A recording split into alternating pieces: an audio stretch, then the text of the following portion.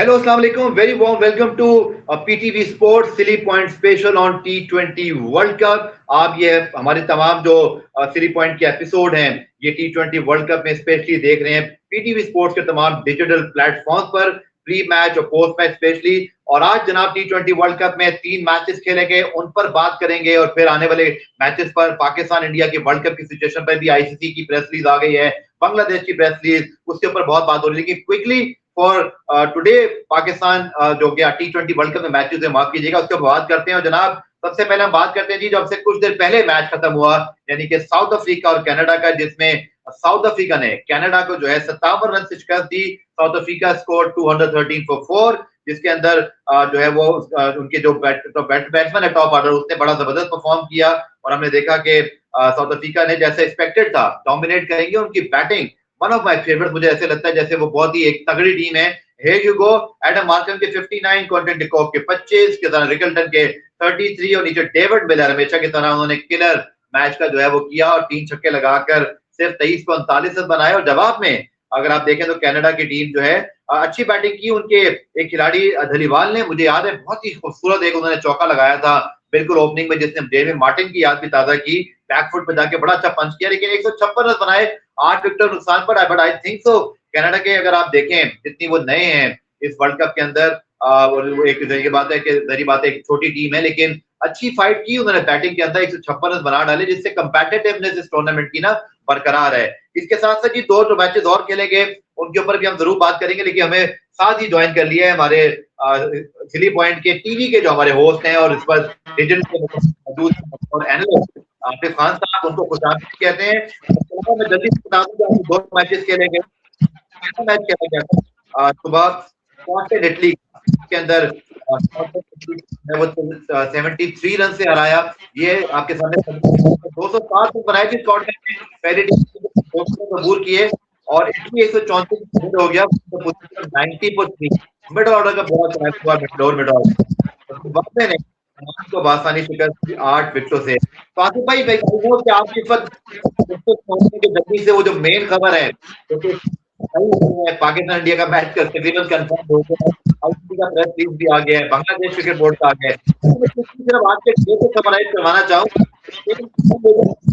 But competitive छोटी टीमों ने फिर भी खाई है बड़ी टीमों के खिलाफ, बट इटली और कनाडा ने रिस्पेक्टेड रहे कंपैटिटिव।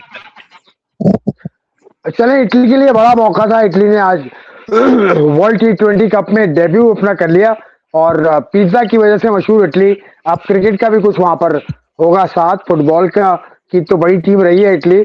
और मेरी और आपकी मुझे बात है, हम जब 2010 का वर्ल्ड कप कर रहे थे तो इटली का हम कितना जिक्र करते थे, रॉबर्टो बैजियो और पता नहीं किस किस का, इटली के प्लेयर्स का हम जिक्र करते थे। लेकिन फुटबॉल में तो बड़ी खुशी हुई कि इटली को हमने क्रिकेट में भी देखा और आज कुछ अच्छे शॉट्स भी लगाए थे इटली के बैटर्स ने। मैं देख रहा था स्ट्रेट डाउन द ग्राउंड बड़े अच्छे शॉट्स खेले। उसके अलावा पहली विकेट भी इटली को जो मिली उनके लेफ्ट आर्मर को, तो बहुत सारी हिस्टोरिक चीजें हुई हैं। तो बहुत अच्छी बात है जहां 20 टीम्स खेल रही हैं, इसमें एसोसिएट नेशंस भी हैं। कल परसों नेपाल ने भी बड़ा उम्दा काम किया, उससे पहले यूएसए ने इंडिया के खिलाफ बड़ा अच्छा परफॉर्म किया। नेदरलैंड ने पाकिस्तान को बड़ा टफ टाइम दिया। आज कनाडा और साउथ अफ्रीका का मैच भी खैर वो इतना ज्यादा कुछ उसमें नजर नहीं आया, लेकिन कनाडा तो खैर एक टीम है जो खेलती चली आ रही है। लेकिन ये इटली की आमद एक चले अच्छा मुझे लगता है कि अच्छा एक झोंका है जो वहां पर क्रिकेट के फरोग में मददगार साबित होगा। T20 जनाब हम सबकी नजरें करती हैं मैच वही यूएसए जिसने आखिरी वर्ल्ड कप में पाकिस्तान पूरी दुनिया को हैरान किया। के कल 3 मैचेस खेले जाएंगे। पहला मैच नमीबिया नेदरलैंड्स का है, पाकिस्तान न्यूजीलैंड यूई का मैच 2:30 बजे, और कल पाकिस्तान डे नाइट मैच खेलेगा वर्सेस यूएसए।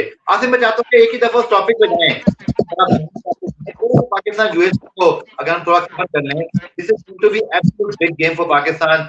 और अब ये भी जो खबरें आई हैं यकीनी तौर पर वो भी इसमें लिंक कर देंगे कि पाकिस्तान इंडिया का मैच होने जा रहा है। तो पर ये प्रेशर नहीं, यूएसए से हार गए तो हमारा क्या होगा, और अभी आएंगे आईसीसी ने क्या कहा, क्या हो सकता था, क्या नहीं हो सकता था। Important game for Pakistan. खबरें सर आई आपके पास बड़ी माशाल्लाह इंस्टा, क्या खबरें नजर आ रही है आपको, कल हम क्या कोई 11 में तब्दीली? देखिए 11 में तब्दीली तो पाकिस्तान के पास मौका नहीं है, पाकिस्तान का उसी ग्राउंड पे मैच हो रहा है, तो पाकिस्तान 11 में तब्दीली अगर बहुत हद तक अगर फॉर द सेक ऑफ तब्दीली अगर करे भी, तो नाफे का नाम हम सुन रहे हैं कि नाफे को खिला दे, लेकिन अभी नाफे से ज्यादा एक लड़का है जो कि वनरेबल है, जो कि पाकिस्तान का सबसे बड़ा स्टार है, बाबर आजम। उसके बारे में जितनी बात आज हुई है, मतलब रिकी पॉन्टिंग ने कह दिया कि वो प्रेशराइज कर रहे हैं दूसरे प्लेयर को, ना सिर्फ अब खुद। वो जब कम रन बनाते हैं, उनसे रन नहीं बनते, तो बाबर ना सिर्फ अपने आप को प्रेशराइज कर रहे हैं, बल्कि जो नॉन स्ट्राइकर पे होता है उसको भी प्रेशराइज करते हैं।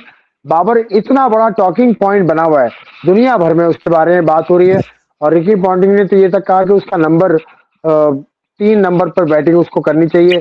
खैर अब ये नंबर के भी गेम शुरू हो गए, लेकिन Babar Azam is obviously under a lot of pressure, लेकिन कल के मुकाबले में उनको बिल्कुल नहीं छेड़ना चाहिए।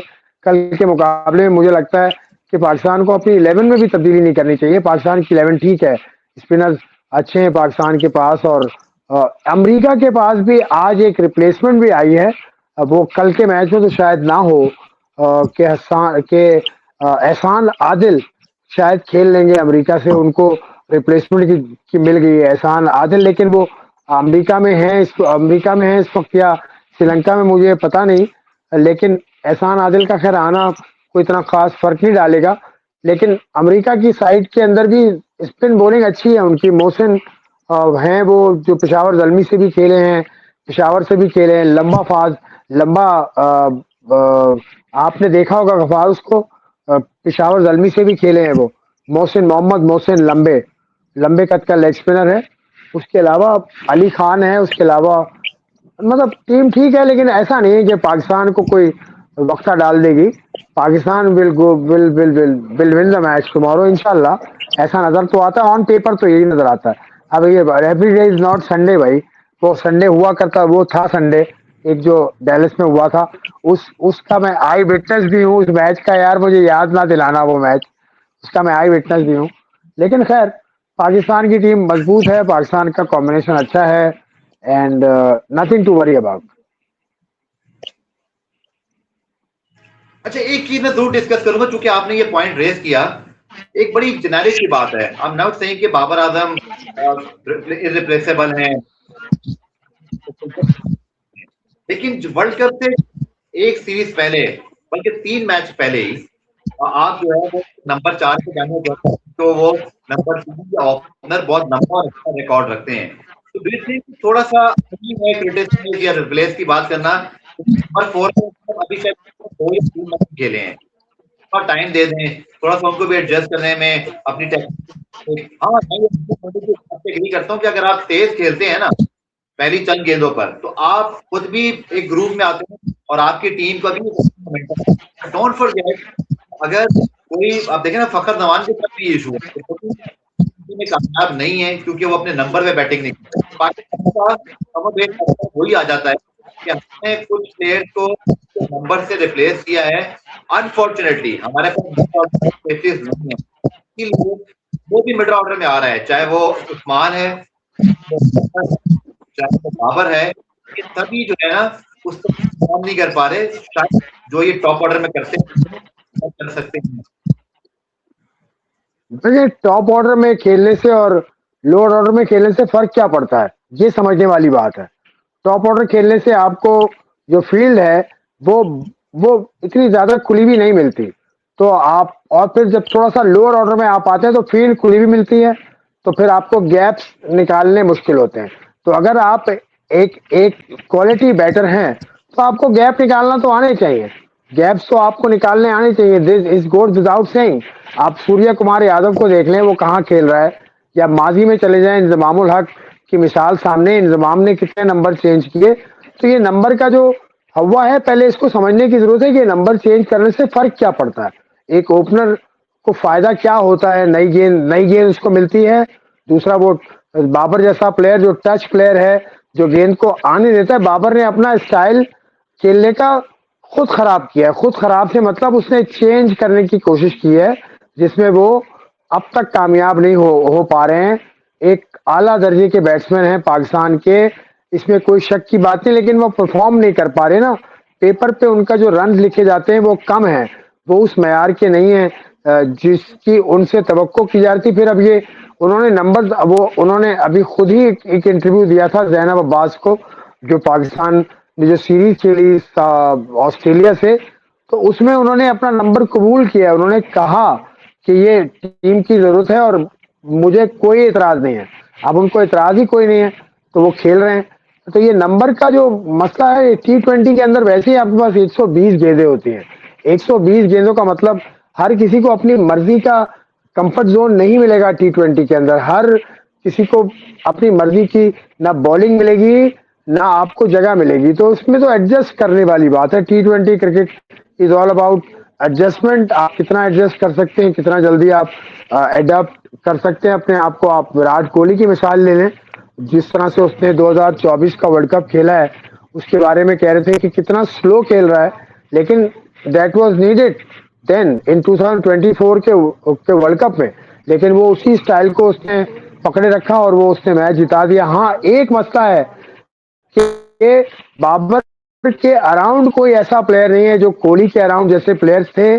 बाबर के अराउंड एक भी प्लेयर ऐसा नहीं है जो आपको उसको सहारा दे सके, उसको संभाल सके। तो एक प्लेयर कम से कम पाकिस्तान में की बैटिंग लाइनअप में टॉप ऑर्डर में एक प्लेयर कम से कम ऐसा होना चाहिए जो आप जिसके अराउंड बैटिंग की जा सके। तो बाबर आजम अकेले पड़ गए हैं, लेकिन अब ये कहना कि वो नंबर्स की वजह से कुछ कर रहे हैं, तो इसमें जरा सी कमजोर है। ये लॉजिक मेरे नजदीक कमजोर है। चलिए, मैं जरूर ये बोलता हूँ कि आगे इसको वाइंड अप करके बाबर आजम ने नेदरलैंड के खिलाफ सबसे पहले जो आखिरी के खिलाफ उसने कट आउट किए थे यार 35 गेंदों पर। हम बहुत जल्दी यार उसने पिछले मैच में 50 किए अगेंस्ट ऑस्ट्रेलिया और आपको मैच जितवाया भी अच्छा। जल्दी हम थोड़ा सा ना वो बाबर की तरफ जरा ज्यादा जल्दी, हालांकि उस्मान खान इसी तरह आपको सबकी परफॉर्मेंस में अप एंड डाउन है। लेकिन मैं फिर ये रिमाइंड कर रहा हूँ कि 15 रन जो उन्होंने बनाए अगेंस्ट नेदरलैंड, उससे आखिरी मैच में अगेंस्ट ऑस्ट्रेलिया वो 50 रन 35 गए थे। तो ओवरऑल ये एक अच्छा आपने भाई एक चीज बड़ी इंपॉर्टेंट है, आपने बिल्कुल ठीक कहा। टीम को तकलीफ नहीं करते जब हम जीत रहे होते हैं, बट इस विकेट पर जहां हमने 3 पेसर खिलाए थे आसिफ भाई, और शाहीन भी थे, मुंता भी थे और भी थे। ऐसा कुछ कर सकते हैं कि 3 पेसर में से करके मोस्ट प्रॉब्ली अगर शाहीन या सलमान में से जो कि हमारा ज्यादा करनी है तो हम नाफे को ले आए, या सकते नहीं हो जाएगा 2 फास्ट बॉलर एक और कॉम्बिनेशन क्या बेहतर हो सकता है। अब देखिए पिच वही होगी जो यहाँ पर पिच थी प्रेमदासा में। तो नहीं हो रहा मैच, ये जो दूसरा वाला ग्राउंड है कोलंबो का, यहाँ हो रहा है। तो अब इसमें अगर पेसर एक ड्रॉप करना है तो I would say Shaheen Afridi को ड्रॉप कर दें आप। शाहीन अफरीदी को ड्रॉप किया जा सकता है, क्योंकि सलमान मिर्जा कम से कम बड़ी अच्छी बॉलिंग कर रहा है, उसके ऊपर कोई बर्डन भी नहीं है, उसको कुछ प्रूव भी नहीं करना। तो सलमान मिर्जा का मैं भी पढ़ भी रहा था, मतलब जिस तरह से उसका जर्नी हुआ है उसको मौका देने की जरूरत है। और फिर आप जो कह रहे हैं कि एक बैटर एक खिला दिया जाए ज्यादा, तो अब बैटर तो आपके पास हैं, नाफे की सूरत में भी है और भी है, लेकिन उसको खैर ट्वीक कर ले थोड़ा सा आगे पीछे करके, लेकिन एक एक जगह तो निकालनी पड़ेगी ना। जगह निकालने के लिए मुझे लगता है कि अब उस्मान तारिक को यार चांस किसी तरह से मिल जाए कि वो मतलब कुछ ना कुछ करने की वो सलाहियत रखता है। वो नया नया आया है, अभी उसको देखा नहीं है दुनिया ने, लेकिन उसके हवाले से एक फियर है जो आपको भी पता है क्या है, कि शायद उसका एक्शन रिपोर्ट हो जाए या क्या हो जाए, इसलिए उसको बचा के रखा हुआ है। लेकिन जगह निकालने के लिए एक जगह पैदा करने की पहले जरूरत है। मुझे लगता है अगर जगह पैदा करनी ही है तो शाहीन शाह अफरीदी की जगह ही निकाली जा सकती है बॉलिंग में। मेरा ये ख्याल है, बाकी आप अपनी राय दीजिए। उस्मान तारिकी जी आपने बात की तो अब ये खबर आई हुई है कि पाकिस्तान गो के अभी तक नहीं हुई, बड़ी चीजें हुई इस पूरे 1 घंटे के अंदर जो अभी हम लाइव आने से पहले बात कर रहे थे। तो बांग्लादेश जिसमें उन्होंने किया कि भाई वो पाकिस्तान का आईसीसी का शुक्रिया अदा करते हैं, डायलॉग हुए और लगता है सारी मनसूबाबंदी के तहत ये चीजें हो रही जो बांग्लादेश पाकिस्तान का शुक्रिया, आईसीसी का शुक्रिया। फिर उन्होंने कहा कि पाकिस्तान जरूर अपना मैच क्योंकि हम समझते हैं कि है ना वो है। फिर आईसीसी का प्रेस रिलीज आता है, उनके जो सीईओ है उनका मौजूद है। वो चीजें इंपॉर्टेंट है आपके भाई, जिसमें वो कहते हैं जी कि फाइंडिंग वो चाहे डिस्प्यूट रेजोल्यूशन में चले जाएं, बट ये अनफॉर्चुनेट है कि वो कर रहे हैं वर्ल्ड कप, सूरत कैसी बन गई। दूसरा वो कहते हैं जी कि बांग्लादेश को काफी वर्ल्ड कप इवेंट की देंगे, वो एतमाद का इजहार होगा कि मौजूदा सूरत हाल में उसको कवर करेंगे कि वो हमारे बहुत दुश्मन है और हम इस चीज को रिस्पेक्ट करते हैं। एक तरह से उन्होंने जो वर्डिंग प्रेस की बनती है कि हम चाहते हैं कि बांग्लादेश वापस उस फोल्ड में वापस आए। तो लगता है कि आसिफ की बतौर का स्टेटमेंट हो या मोहम्मद नबी साहब का हमेशा यही था कि पाकिस्तान ने अपनी बात एक्चुअली की नहीं कि हमारे साथ क्या हुआ, उन्होंने बांग्लादेश की बात की को साथ लेकर चलेंगे। तो प्रेस रिलीज ही बांग्लादेश को दिया। तो मेरे ख्याल में इस चीज को थोड़ा सा क्लियर करने की जरूरत है लोगों के लिए। इसमें लोग मतलब ये एक्सपेक्ट कर रहे थे पाकिस्तान इंडिया की सीरीज अनाउंस हो जाएगी या टू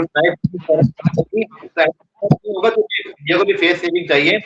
तो एक मुझे लगता है ऐसा भाव किया गया जिसमें सब लोग मौजूद भी रहे, क्रिटिसिज्म ना हो किसी के ऊपर। और पाकिस्तान का वर्ल्ड कप का मैच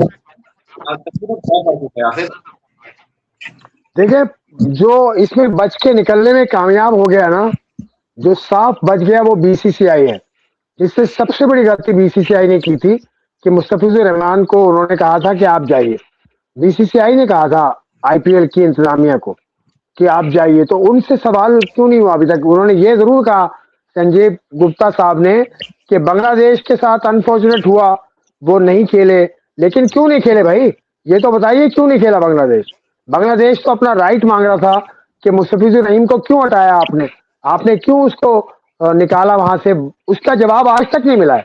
पाकिस्तान ने तो दुम पे पैर रखा हुआ था ना, पाकिस्तान ने तो निकलने नहीं दिया। पाकिस्तान ने तो वो मनवाया जो पाकिस्तान चाह रहा था। बांग्लादेश के लिए पाकिस्तान ने फाइट की। पाकिस्तान बांग्लादेश के ना बांग्लादेश के खिलाफ कोई एक्शन होगा, बल्कि 2031 का जो इवेंट है उसमें भी बांग्लादेश उसमें भी बांग्लादेश राइट्स होस्टिंग राइट्स के साथ मौजूद है। लेकिन वो उसमें ये भी लिखा हुआ है कि तमाम जो होस्टिंग के जो लवाजमात हैं या जो भी कवानीन है वो पूरे किए जाएंगे। इस तरह की कोई बात अभी आईसीसी की प्रेस रिलीज में लिखी हुई है। लेकिन जो बच के निकल गया, जिससे सवाल ही नहीं हुआ, वो है बीसीसीआई। तो भाई क्यों नहीं सवाल हुआ उनसे? क्या सवाल तो उनसे बनता है ना। पहला सवाल तो उन्हीं से बनता था कि आपने मुस्तफिजुर रहमान को निकाला क्यों? सर इसका जवाब दे दें, इसका जवाब दे दें। अगर जवाब नहीं बनता तो इसकी माजरत कर लें, माजरत नहीं बनती तो इसकी आप आपका हट जाना होगा या कुछ भी होगा। लेकिन पाकिस्तान क्रिकेट बोर्ड के चेयरमैन मोहसिन नकवी साहब ने बहुत अच्छी तरह से इस केस को लड़ा है। उन्होंने ये देखिए, कल भी हमने बात की थी कि 2-3 रोज से पाकिस्तान क्रिकेट बोर्ड ने अपना मीडिया डिपार्टमेंट का जो दरवाजा है वो बंद किया हुआ, बिल्कुल बंद, एकदम सील्ड। आप इंडिया के टीवी चैनल देखें, आप इंडिया के अखबारात पढ़ें या वेबसाइट चेक करें तो उसके ऊपर रोज एक नई खबर आ रही है। आज भी हर हर मिनट के बाद, हर घंटे आधे घंटे के बाद नई खबर आ रही है। लेकिन पाकिस्तान क्रिकेट बोर्ड ने बिल्कुल मामले को अपने हाथ में रखा। और आज भी मोहसिन नकवी साहब ने कहा था कि हम न डरने वाले किसी से, हमें हमें पता है हम क्या कर रहे हैं क्या नहीं कर रहे, और बांग्लादेश के साथ फाइट कर रहे हैं। और बांग्लादेश के जो अमीरुल इस्लाम साहब हैं उनका बयान भी आया, तो बहुत अच्छा किया उन्होंने। पाकिस्तान ने पाकिस्तान की तारीफ भी की, पाकिस्तान की शुक्रिया भी अदा किया। लेकिन असल बात यह है कि वो बीसीसीआई ने जो आईपीएल से निकाला था लड़का, उसका कोई उन्होंने ना वजाहत पेश की, ना उसकी कोई शिकायत हुई है। ये मेरा पॉइंट है। अच्छा, इसमें मुझे दो बातें हैं। मुझे ऐसे लगता है कि अभी पूरी बात मैं कहूँ मिलेगा कि आईपीएल भारत का एक डोमेस्टिक इवेंट है और डोमेस्टिक इवेंट के ऊपर जो फैसला लिया तो शायद वो आईसीसी की दायरा कार्य नहीं, क्योंकि वो उनका है। दूसरा, बांग्लादेश क्रिकेट बोर्ड ने उस सारे मामले के बाद आसिफ जो हुआ था इस वर्ल्ड कप जो फैसला किया था कि अब इस पर कुछ नहीं बोलेंगे, मुझे लगता है कि बांग्लादेशी बाद में इतना तो समझ में आ गई कि उन्होंने जो चीज सोची थी। मैं बड़ी खुली बात कर रहा हूँ, वो शायद ये समझ रहे थे कि पाकिस्तान हाइब्रिड मॉडल करवा लेंगे, बहुत वैल्यू में है, बट ऐसा हुआ नहीं। तो उन्होंने शायद किया सिस्टम को कि हम पाकिस्तान के साथ जाकर या पाकिस्तान होगा, देखिए आप परेशान ना हो, हम आपको जैसा आप लोन ना हो कि आपको लगे कि आप घर भी हो गए, आपका अब कंपनसेशन भी मिल रहा है, एक्स्ट्रा आईसीसी इवेंट भी मिल रहा है, भी आईसीसी ने एक्सेप्ट किया कि अनफॉर्चुनेटली उनको बड़ा ध्यान नहीं दे सकते। तो ऐसे लगता है कि बांग्लादेश क्रिकेट बोर्ड ने खुद अपना केस, और आपको याद होगा आसिफ को जब मुस्तफीज का मामला हुआ तो बांग्लादेशी अंपायर न्यूजीलैंड की टीम से अंपायर कर रहे थे, तो बांग्लादेश भी थोड़ा सा ना डगमगाया है शुरू में। मुझे ऐसा लगता है कि पाकिस्तान की तरह जैसे हमने चैंपियंस ट्रॉफी में लड़ाई लड़ी थी, बिल्कुल उसके बराबर बांग्लादेश थोड़ा सा ना उस तरह के गेम को नहीं, तो कुछ मिला भी है वो हमारी वजह से मिल गया, क्योंकि हम उनके साथ। हाँ बिल्कुल सही बात है। बांग्लादेश का असल में क्रिकेटिंग वजन वो नहीं है। बांग्लादेश की कोई राइवलरी भी नहीं है ऐसी जैसी इंडिया पाकिस्तान की है। इंडिया पाकिस्तान जैसी राइवलरी की तो मिसाल नहीं मिलती ना। 500 मिलियन डॉलर्स इसकी कीमत है इस मैच की, जो मोहतात अंदाजे के मुताबिक मैं पढ़ रहा था, इंडिया के एक अखबार में मैंने पढ़ा था। तो जहाँ इतना पैसा इन्वॉल्व हो, जहाँ यूएसए में जो पिछला मुकाबला हुआ था वर्ल्ड कप का, गफार न्यूयॉर्क में वो स्टेडियम बना था 35 मिलियन डॉलर्स का। 35 मिलियन डॉलर्स का स्टेडियम वो बना, और वो स्टेडियम उसी वक्त टूटना शुरू हो गया था जब मैच की आखिरी बॉल भी नहीं हुई थी, इंडिया पाकिस्तान का मुकाबला। और वो स्टेडियम वो न्यूयॉर्क से बाहर था और वो उसको डिसमेंटल कर दिया। तो 35 मिलियन डॉलर का स्टेडियम तो ऐसे ही बनाया था उन्होंने कि इंडिया पाकिस्तान का मुकाबला हो जाए। 35 मिलियन डॉलर में तो एक स्टेडियम खड़ा हो सकता है बाकायदा। तो ये कहने इतना पैसा इन्वॉल्व है। और ये शुरू दिन से बहुत सारे लोग कह रहे थे कि ये मुकाबला तो होगा ही होगा, क्योंकि पैसे का मामला है और इतना ब्रॉडकास्ट, क्योंकि क्रिकेट देखें, क्रिकेट चलाता कौन है आपको भी पता है। क्रिकेट चलाते हैं broadcasters. Broadcasters are the front runner, सबसे आगे खड़े होते हैं, क्योंकि सबसे पहले पैसा इनकी जेब से निकलता है। 3 billion, B for boy billion, $3 billion की डील है जो 3-4 साल की, जो आईसीसी का जो स्पॉन्सर है, जो ब्रॉडकास्टर है, उसने की है। बी फॉर बिलियन मैं कह रहा हूँ, यानी अरब, $3 अरब की डील है। इतना आसान नहीं है इससे बच के निकलना। आपने रास्ता निकाल लिया, बहुत अच्छा किया। सबको ये दिखा दिया कि आपका वजन कितना है, बहुत अच्छी बात है। आपने ये दिखा दिया कि किसने गलती की, बहुत अच्छी बात है। आपने ये दिखा दिया कि हम दोस्तों के साथ खड़े हैं। बांग्लादेश हमारा दोस्त है, श्रीलंका दोस्त है, और भी बहुत सारे करीबी जो ममालिक हैं दोस्त हैं पाकिस्तान के। तो बहुत अच्छा पाकिस्तान ने दिखा दिया कि आगे अगर हमारे साथ कुछ होगा तो हम एक स्टेप और आगे जाएंगे। तो ये बहुत अच्छा इसका नतीजा निकला है। अब देखना बांग्लादेश के जो अपने घर के मसले हैं, मसला आप जानते ही हो, उनकी जो प्लेयर एसोसिएशन है मसला, यहाँ पे मैं सॉल्व कर रहा हूँ, खबर आती है मैंने, और बांग्लादेश T20 कप कराया जिसके अंदर वो सब प्लेयर भी खेल रहे हैं, उसके अंदर जी मुझे बताया कि बांग्लादेश के जर्नलिस्ट ने T20 कप के फाइनल का बाइकआउट कर दिया, क्योंकि वो कोई झगड़ा हो गया। बांग्लादेश को ना पहले ये चीजें जरूरत है, उनको क्या होता है, आपके घर के अंदर भी कुछ थोड़े बहुत हैं, ठीक रखें। पहली बात अगर ऐसा नहीं होगा तो फिर जो है अच्छी नहीं लगती इतना। आखिर में आसिफ दो बातें इंपॉर्टेंट है। मुल्तान सुल्तान की ऑक्शन हुई और वेरी सरप्राइजिंगली सुल्तान डिनर बिड की वैली टैग तो 25 करोड़। उन्होंने जी ऐलान कर दिया कि वो मुल्तान रावलपिंडी से हैं, और उन्होंने कहा जी उनका ताल्लुक चूंकि रावलपिंडी से है। अब पहली बात है, अली तरीन साहब बिड में नजर नहीं आते।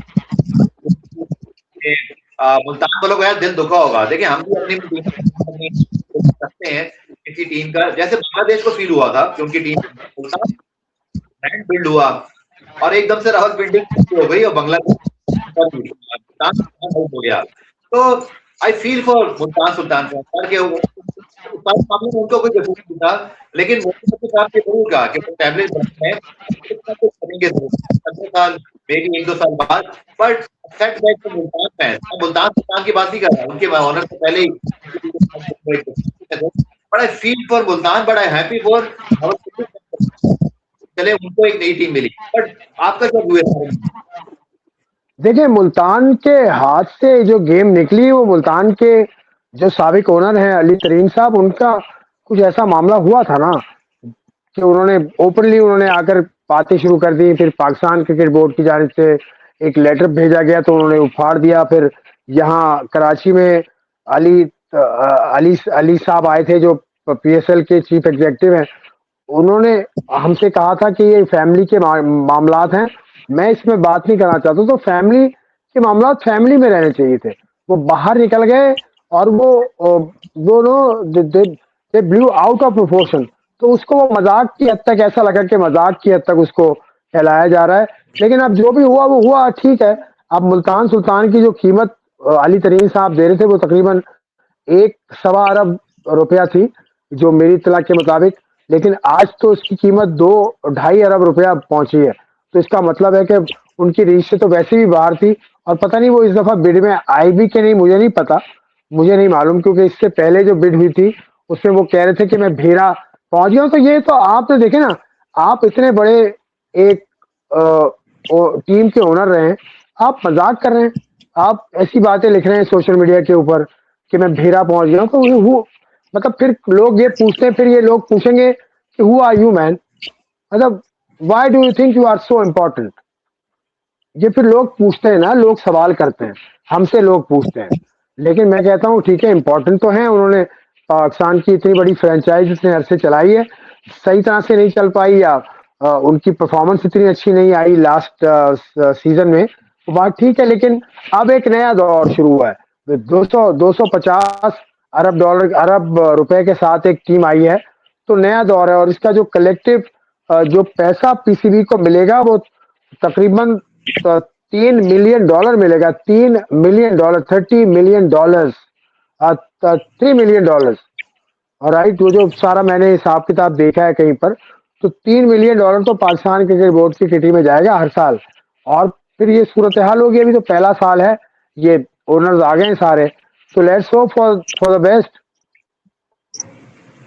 बिल्कुल आपने ठीक कहा। इसमें एक चीज जैसे आसिफ ने कहा कि बात पर बात करेगा कि जब शेख पूरी टीम होती तो उस वक्त मुल्तान सुल्तान की, चले मैं कहता हूँ रिपोर्टेड जो हुआ था मुझे ये बात तो नहीं टीवी ने, बट अगर कोई 70-75 करोड़ की टीम, पहली बात है हर टीम की हुई थी, तो 35-30 रिपोर्टेडली आई।